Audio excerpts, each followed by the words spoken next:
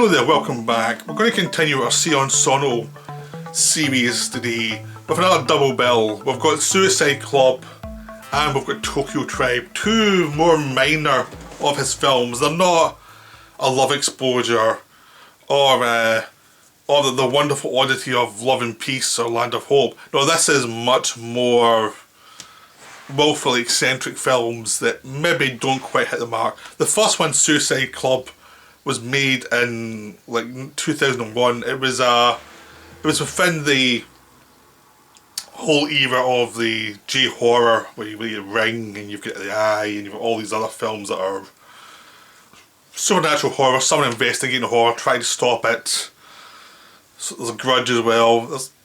All these films are about to be remade as like Hollywood franchises for a bit. Like almost everything get remade, but Suicide Club I don't think did get remade because Suicide Club is a lot more tasteless and it's a full-on parody of the genre.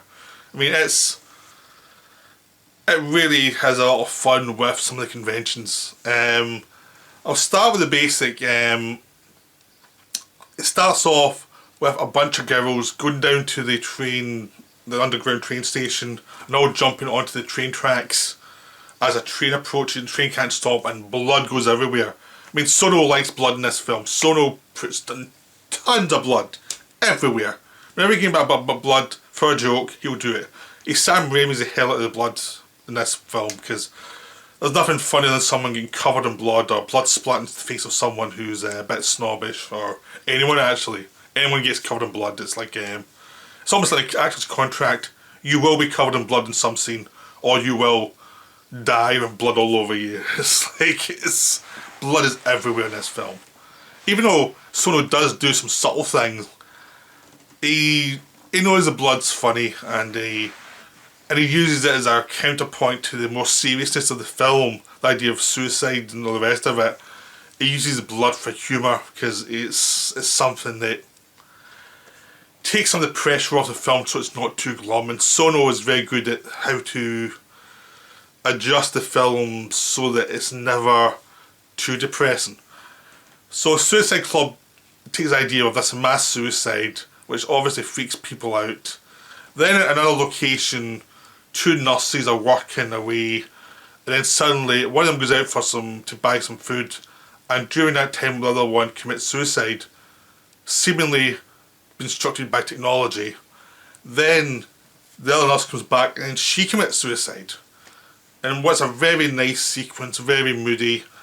At this point the police are starting to suspect something's weird, but they can't place a finger on it. There's been suicide, and there's lots of suicides, and it's like, was this a kind of cult of people, or what's going on? Because the mass suicide of people who jumped, just all girls jumping onto the train line, a lot of them didn't even know each other, and it's like, well, what is going on, what's the link?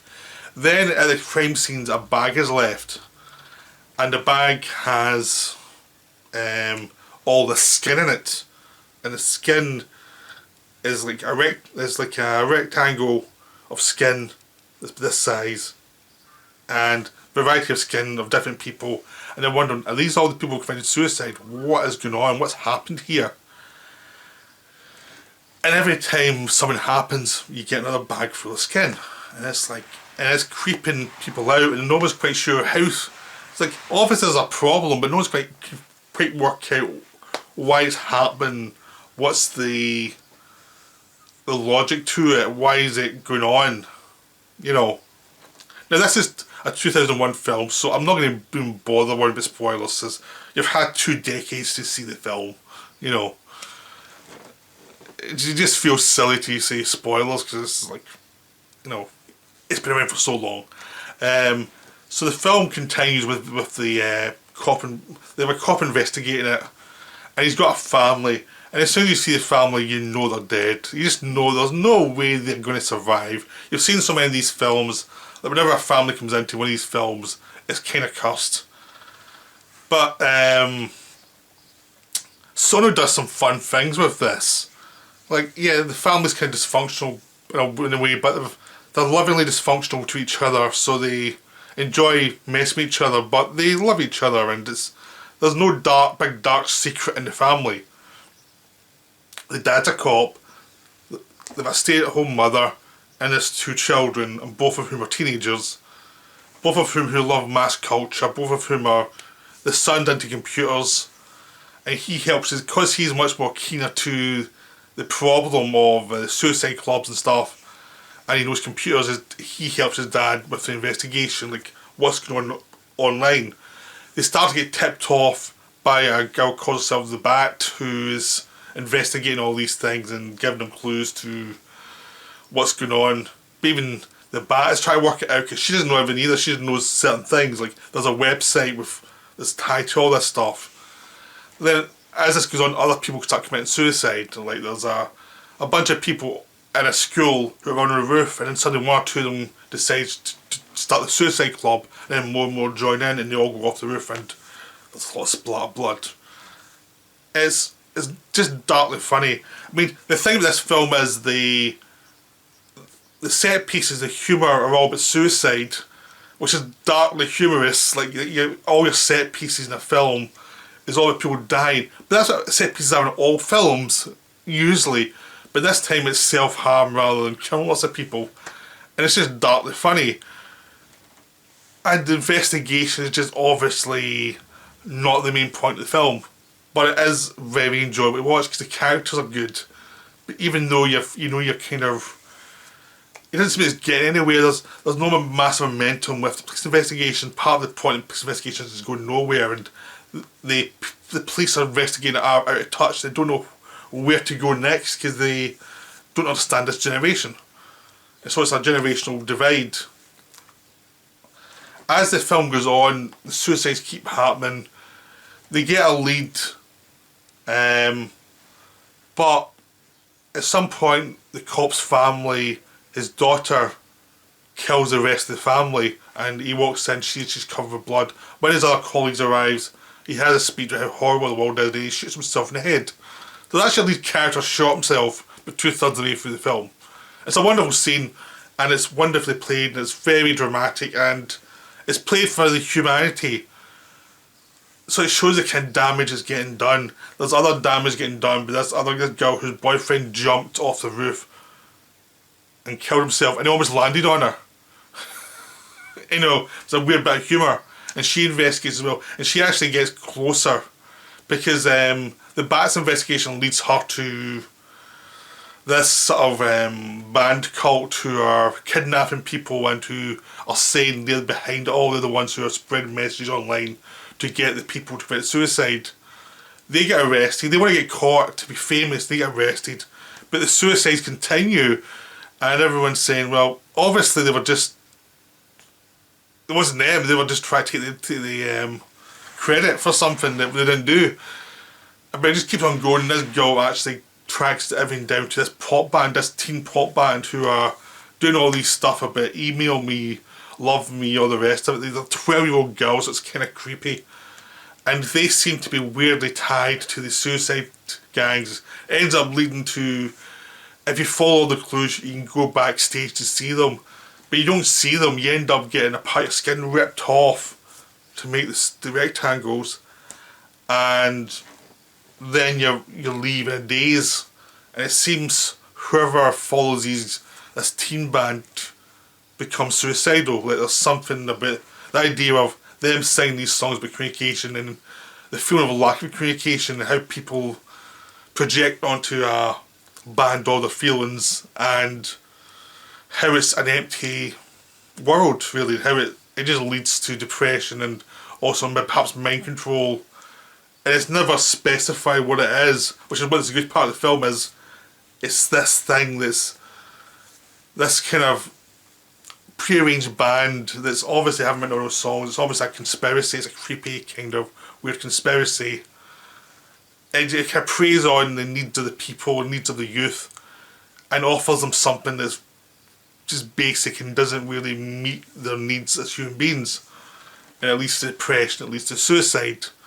So it's kind of a damnation of what we offer our youth to get them through the tough years to actually mature. And it's also a nice little conspiracy theory at the same time about how pop bands, pre-packaged pop bands, cause insanity. So it works on a deep level and it works on a facile level at the same time.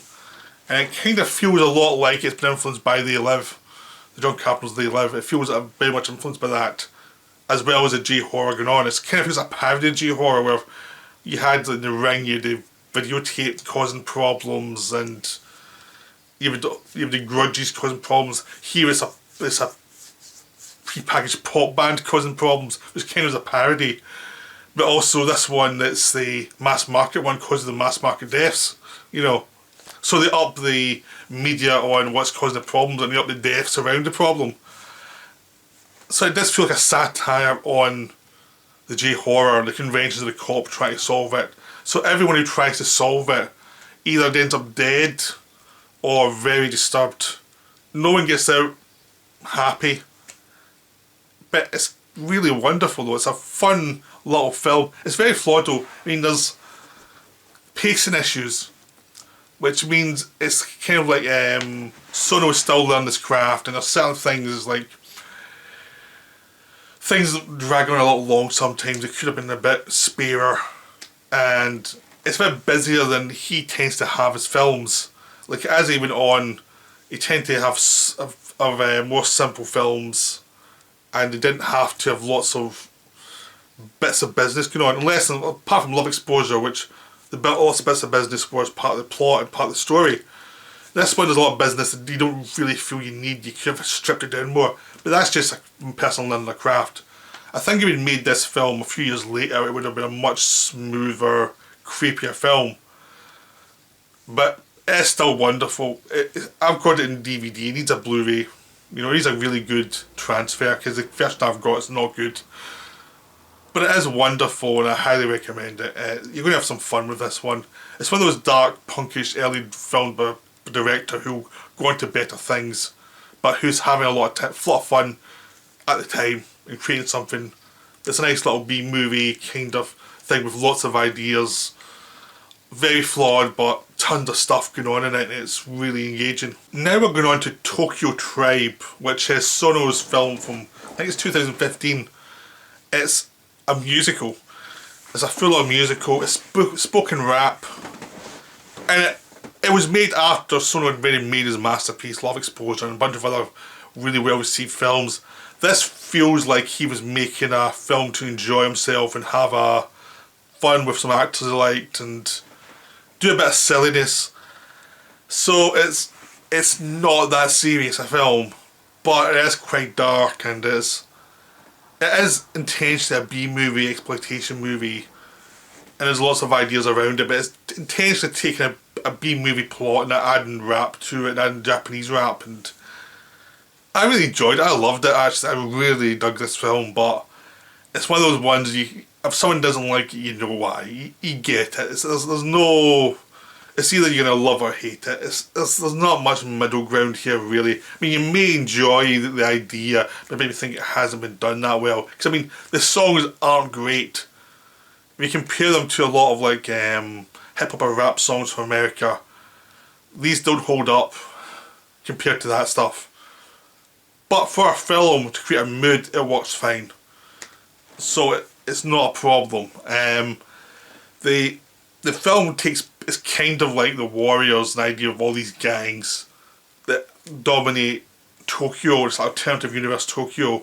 You have lots of, you know, gangs who are all kind of have their own like little samurai culture, but they're also criminals. So it's a mix of samurai and crime movie where they're all criminals, but they've all got swords, or they've all do martial arts. They all can do the thing, no rap, rather than talk. Everyone's corrupt.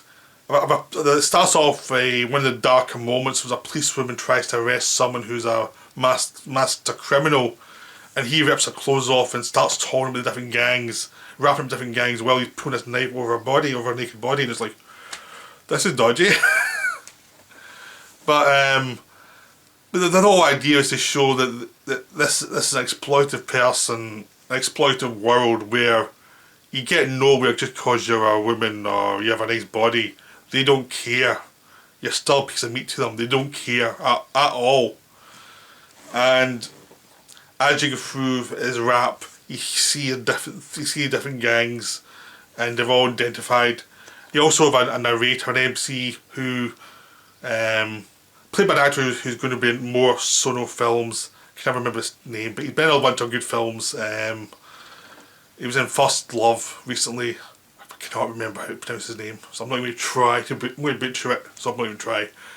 So he tells the story as you go along. He's the person who's not that involved in the story. He just jumps in every so often to film gaps and to be the person overseeing the whole storytelling.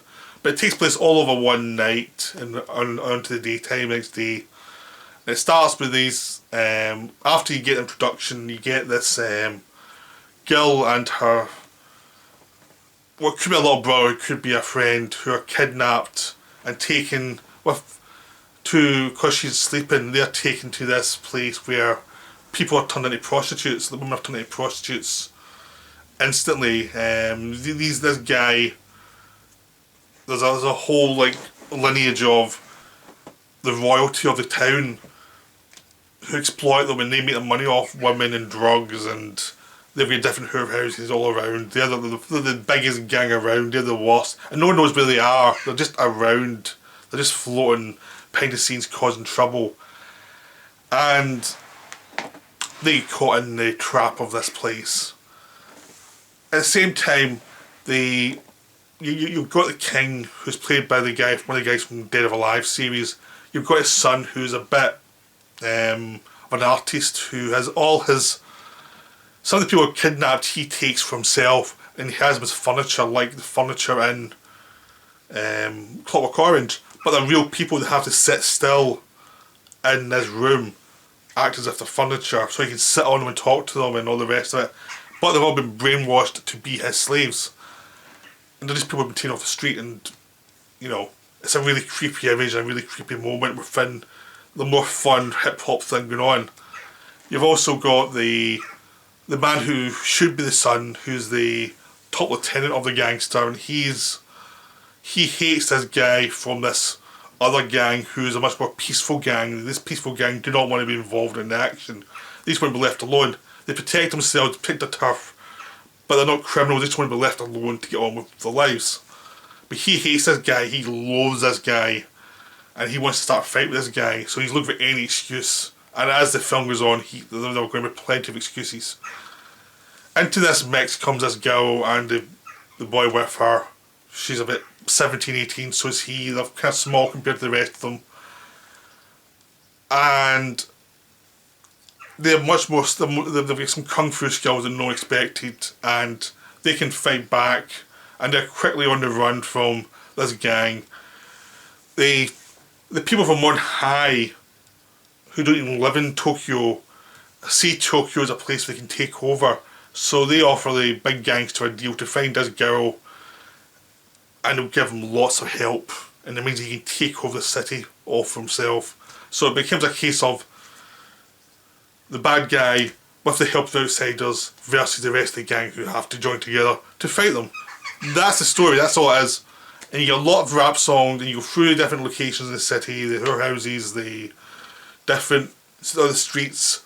You see there's a grandma who's rapping as well in it, and she's got her own turntable and stuff.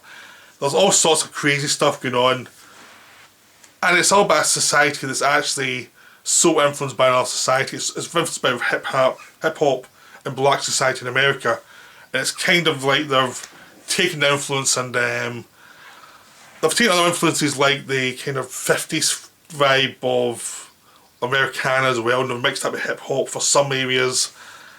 Other areas are much more like Scarface, mixed with hip hop for the villains. They've taken another society and they've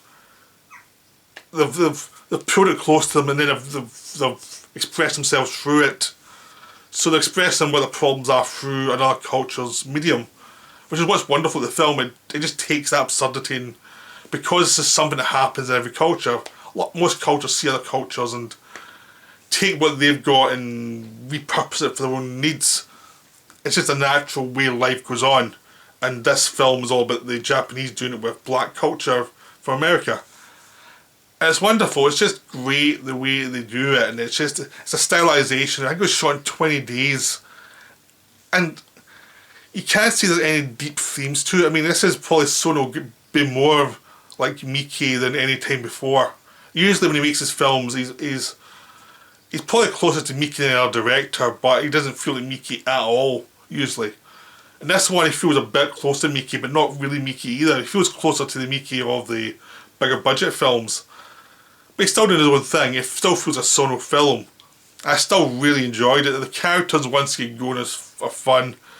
People die as well. I mean, it's not like it's so much fun that no one's going to get killed. People die throughout the film. There is a body count, and by the time you get to the ending, there's lots of people dying. But it's very enjoyable, and it's also fun how they send everyone up. Like the villain hates the other guy because the other guy got a huge dick. That's it, and that's the joke. And the girl who looks like a schoolgirl who can beat other guys up also can out-talk them and talk dirty to them in a way that really demeans them completely. She just is. She can play them in their own game quite easily. So there's lots of fun stuff going on throughout that's switching conventions. So the women, even though they're exploited, are pretty strong and they don't take any nonsense from the guys. And the guys know that they have to... like the guys of a certain rank of the gangs, they know they can't beat up the women will beat them up back. Except for the villains are much worse. Even though there's some villains in their ranks, women villains in their ranks as well, they are much more misogynistic outwardly than the rest. The rest is kind of a byproduct of the society. The villains are majorly misogynistic, but it's more misanthropy really, but with a high degree of misogyny in there. But it's there for a point. I mean, Sono likes a lot of women characters. He really is a director who loves women characters, and he has a lot of films based around women characters as a centre, and he treats women as complex. So it's not like a misogynistic director getting his kicks. It's much more like, this is the world, I'm not going to hold back from the nasty side of the world.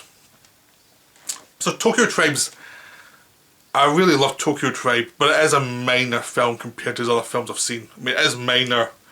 The most minor film I've seen of his. I even think Suicide Club is a much worse film, is deeper than Tokyo Tribe. Tokyo Tribe is a bit of fun, I think, for him to try something new, to do a musical, do the oddest musical ever. But still, I still highly recommend it. It's very enjoyable. I'm going to go back to watch some of the more darker films like Cold Fish and Guilty by Romance for next week's videos. But this is a more fun one. So I hope you enjoyed it. I'll be back soon with another one. Right, bye for now.